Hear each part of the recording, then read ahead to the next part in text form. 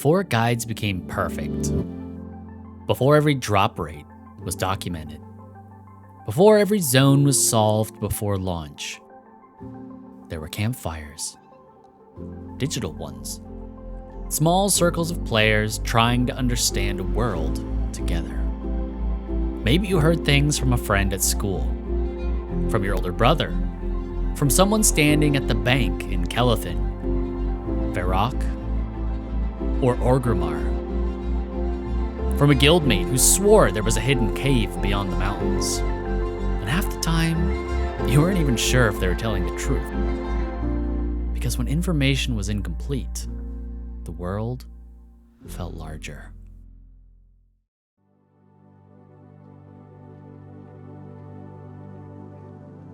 My first MMO was Dark Age of Camelot. I was 7 years old. Most of the time, I wasn't even the one playing. I sat next to my dad's computer and watched him explore the world. And the truth is, I barely understood what I was looking at. I knew he had a cool flaming sword, that he casted the same lightning magic buffs on himself every time he logged in. I didn't know much about the other realms, except that elves and Avalonians were squishy, as my dad said. There weren't YouTube guides explaining these things to me, no massive wiki explaining every mechanic.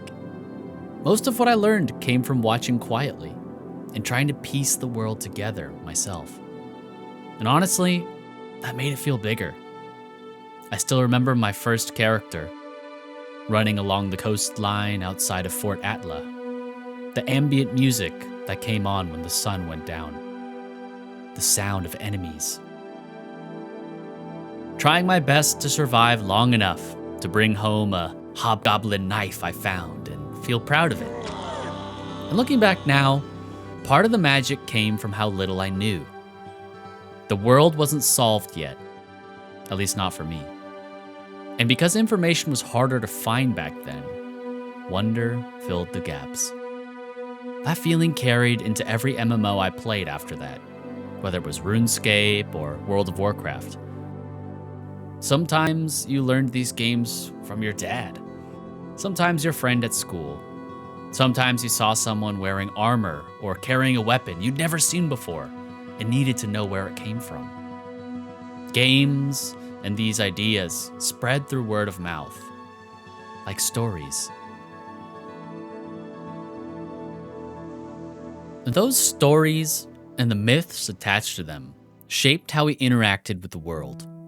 Who knows how many things I believed that turned out to be false, whether it was about mechanics or abilities. It's partially because of the forum culture, and even strategy guides were partly at fault. I remember reading that Taurens in World of Warcraft were supposed to have an ability called plains running. That never made it into launch. But as a kid, I believed it. I genuinely thought that Taurens could just sprint super fast instead of mounting, even though I never saw one myself. And honestly, I kind of missed that, because the early internet wasn't perfectly indexed yet. And when you did look things up, there was something special about visiting old fan sites like Alakazam, Wowhead, Thoughtbot, RuneHQ. The info was there, but you were never 100% sure about it. And let's not forget our paper companions.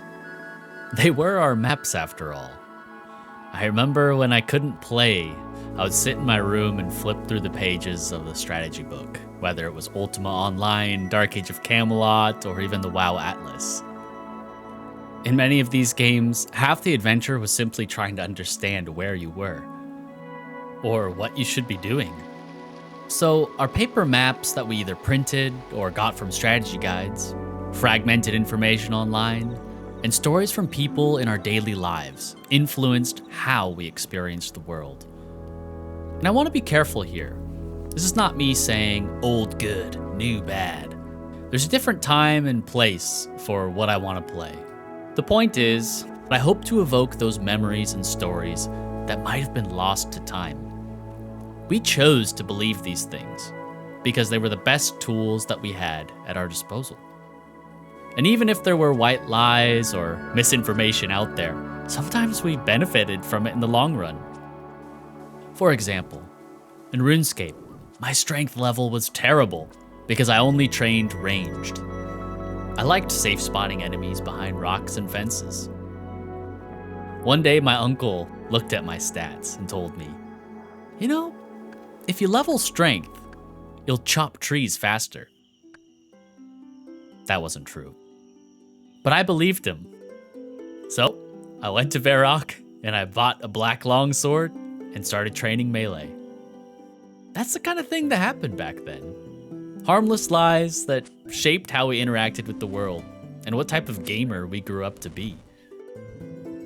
That's why the campfire metaphor matters to me. A campfire only reaches so far. The stories stay local. Your understanding of the game depended on who was sitting beside you. Maybe your guild knew a good farming spot. Or someone showed you how to survive a dangerous zone or split a camp.